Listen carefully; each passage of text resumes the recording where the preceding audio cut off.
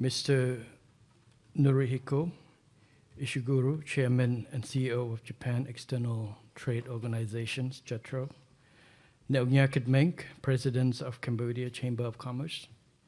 Excellencies, ladies and gentlemen, it is my pleasure to join the closing of the Cambodia-Japan Business Forums. I hope that through the briefing, information sharing sessions, as well as the business matching that you have earlier, you have find it useful about information about Cambodia, as well as make connection from business to business that will bring you to Cambodia to find the opportunities that we can grow together, Japan and Cambodia. I would like to extend my sincere appreciations to JETRO, Cambodia Chamber of Commerce, MXCC, and Mizuho Bank for their instrumental role in organizing these crucial gatherings. This pivotal event underscores the deepening economic cooperation and robust bilateral ties between our nations. It also reinforces our mutual commitment to harnessing the vast potential of our economic partnerships as we build a prosperous future for both Japan and Cambodia. For over 7 decades, Cambodia and Japan have cultivated a long-standing diplomatic relationships characterized by mutual understanding, aspirations, and trust. The elevation of our ties to a comprehensive strategic partnership in 2023 is a testament to our intensified commitment to collaboration across sectors. Cambodia deeply appreciates Japan's vital role and support during our peace process. In addition, Japan's ODA contribution have been instrumental in building our human capitals and developing our social and economic infrastructure, firmly establishing Japan as an indispensable partner for Cambodia. In this context, we extend our sincere appreciations to the government of Japan for the significant financial and technical assistance dedicated to the expansion of modernizations of the Sihanoukville Autonomous Port as a regional port and logistic hub. This strategic undertaking is absolutely vital for enhancing Cambodia's trade competitiveness and ensuring our seamless integration within ASEAN and expanded connectivity to the rest of the world. Cambodia's economy is steadily transforming, and Japan is a key partner in that journey. In 2024, our bilateral trade exceeded $2 billion, a reflection of our bilaterals, reflection of deepening market ties between our two countries. More importantly, Japanese investment stands out for its depth, quality, and long-term impact. It brings not just capital, but also technology, skills, quality, and high standards, lifting our domestic industries and driving sustainable growth. We value Japan not only as a trading partner, but a trusted contributor to Cambodia's future competitiveness and resilience. Today, Japan is firmly positioned as one of Cambodia's most prominent investors, with a strong presence in sectors ranging from automotive and electronic to infrastructure.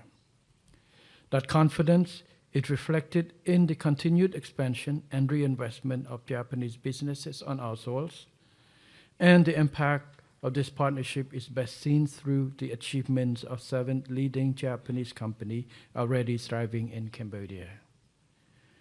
Take Toyota, for examples. Since 1993, it has grown from an after-sales service into a market leader. Its recent $37 million investment in a new assembly plant in the Phnom Penh SEZ marks a significant step towards advancing local industry, generating jobs, and paving the way for parts and manufacturing. Mitsumi is another strong example. Established in Cambodia's as a Cambodia's first precision and electronic component plant in 2010 and has since invested over $614 million. Its latest expansion in Posat Province, focusing on renewable energy and high-value manufacturing while supporting jobs and local developments. Honda has been a successful 25 years presence here, from a small production line in 1999 to 250,000 motorcycles produced annually today. Honda is now preparing to expand in 2025, an optimistic signs of how competitive Cambodian manufacturing have become. In retails, Aeon has redefined the shopping experience in Cambodia. Since 2012, the company had invested over $606 million and launched 3 major malls, driven by smart strategy, local insight, and strong collaboration with the governments. These are just a few of the many success stories of Japanese firms in Cambodia. The opportunities ahead are vast. More Japanese companies are finding success in Cambodia and proving that Cambodia is not just a destination to invest, but a place to grow and thrive for long term. Excellencies, ladies and gentlemen, the global landscape is changing rapidly and getting increasingly complex. Retracting multilateralism and globalizations are causing uncertainties and disruption to the global trade and economy. In this context, proactive engagement and strategic partnerships are more critical than ever. Therefore, we must join hands to turn those uncertainties into opportunities. Cambodia represents a pathway to transform emerging challenges into opportunity. Cambodia was recently featured on the Financial Times FDI Intelligence Standout Watch List for 2024. Our economic dynamism is clearly evident in the significant US dollars $6.9 billion in FDI attracted across 414 projects last year, making a remarkable 40% year-on-year increase in capital investments. This robust growth is further substantiated by our strong trade performance, with international trade in 2024 reaching 54.74 billion, a substantial increase of 16% from 2023. On this positive note, we invite Japanese investors to invest in Cambodia for domestic market, export market, and for a number of reasons as I will highlight below. First, Cambodia's stable political environment and consistent macroeconomic growth provide a secure, reliable foundation for long-term investments. Our strong pre-pandemic economic records of 7%, average GDP growth is on track for recovery, with a projection between 5 to 6% growth rate in the medium term.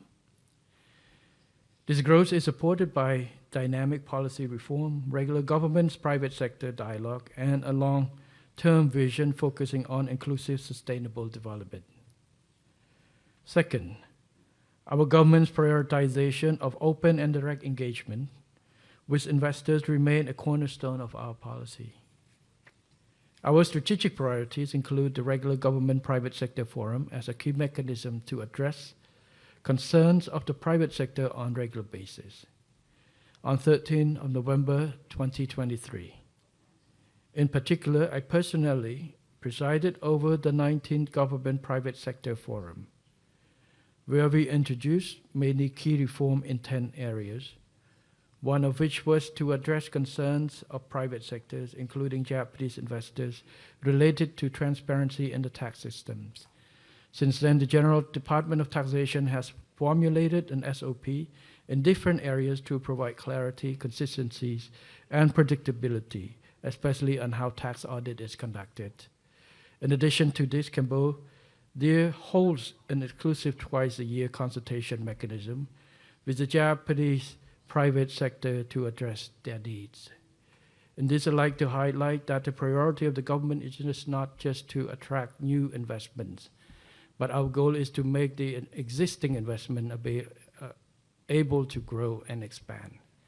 Because existing investors are our best customers. They're also our best marketers. This is why we have very active approach and using this platform as a sing together, act together, and be responsible, revolve together for growth together. So by private sectors who facing challenges bring us issues, telling us what you have problem and have us identified it and work out solution together is not only benefit a particular business, but also across the board. This is in the light of our new government approach is like to improve our competitiveness. We acknowledge that Cambodia is a small country, a small economy. We have advantages and disadvantages, but we need to capitalize new things, innovative ideas, innovative ways to make investing in Cambodia as attractive, as conducive for growth as possible. Third, the royal government has implemented investor-friendly policies, including progressive investment law and attractive tax incentive up to 15-year tax holiday for prior sectors. Moreover, our strategically managed special economic zones, SEZ, offer advanced infrastructure and streamlined administrative process. The royal government is currently studying the feasibility of establishing SEZ for specific industries and countries, including Japan. This from my last meeting with former Prime Minister Kishida. I proposed the idea of establishing an exclusive Cambodia-Japan special economic zone catering toward exclusively for Japanese companies. And I have, through our discussion earlier today and yesterday with private sectors, the idea has come up. We have been proposed a similar idea of how to create a ecosystem for Japanese companies, especially SME, to find Cambodia and reinvest to Cambodia. So we are open for working more together to explore and make this idea become a concept to practice so that we can have a model development of Cambodia-Japan exclusive economic zone that can be a home to many of Japanese firms that's thinking of moving to invest in Cambodia. This idea is to create a home away from home for Japanese firms, to create an ecosystem where you feel like home. It's an atmosphere, a business model that privately invested Japanese company for Japanese firm, which Cambodian government provides supported from the outside. So I hope that this idea can take shape. It has not yet. It's working on it, but there's no way to quit. We need to move on. We hope to get results very soon on this. Since I talked to many businesses, and there seem to be the ideas of how to find a place, a location, a condition where business from Japan, especially small and medium enterprises, can go and feel confident of all the challenges will be taken care of before you go. This is the idea of a long-term building trust and confidence, because only trust and confidence from existing investors, existing businesses in Cambodia, that we can resonate that to new investors. So we hope to work together with Japan private sectors and Japan government agencies to make this a realizable idea. Everything is start up with a concept, with a vision, based on a challenges. But with the same vision and commitment together, we make everything possible. I think this is a concept that I think our commitment to force it and to push it together. So I hope that Japanese companies, Japanese economic agencies can work together to improve this. And so say if I go to meet you in 3 years, we can say it's taking shape already. This is the same as the idea of having the General Tax Special Unit. Because when I assume office, every time I meet with Japanese firm or firm from Europe, from US, one thing about the idea is not clear is the certainty and predictability of tax. So we have coming up with SOP and new SOPs to try to rectify that. But we need to find creative solutions to have a faster solution. And that's why we find a practical idea of creating a special task desk unit that dealing with that.